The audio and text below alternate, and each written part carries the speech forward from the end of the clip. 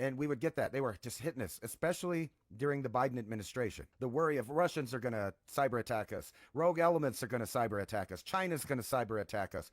And they just kept talking about that over and over and over and over again. So I start watching the show, and I can immediately tell it was produced and created by the movie company that's owned by Obama, or at least he put money in it. So there's been a couple of movies out in a series that were made by them. There was How It Ends, with the big barge where they were telling you can't trust the white people. And then there was the next one, The Civil War. I watched that one. Lame. Those same actors are in this new show. Like I spotted out a bunch of them.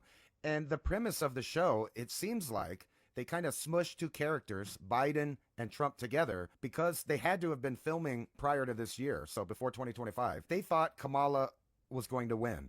Now, the premise of the movie is somebody attacks the United States with a cyber attack, and it turns off everything. The trains, the planes, everything that works off an algorithm or AI or a computer system got shut off, and then they turned it back on so that everything would, crash, and planes were falling out of the sky, and trains were crashing.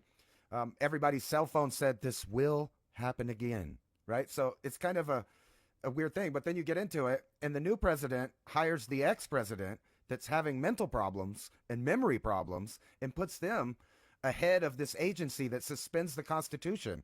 And then in the movie, they put in there that it doesn't matter if you find out who hacked us. We're going to blame Russia. We need to strike Russia. We need to cyber attack Russia. It doesn't matter who did it. And then it comes out that supposedly a leftist organization did it. So they have this ex-president in charge of a task force where they suspended the Constitution, and they're just locking people up willy-nilly with no trial, nothing. And the whole thing seems to be a predictive programming movie about what they thought was about to happen about right now.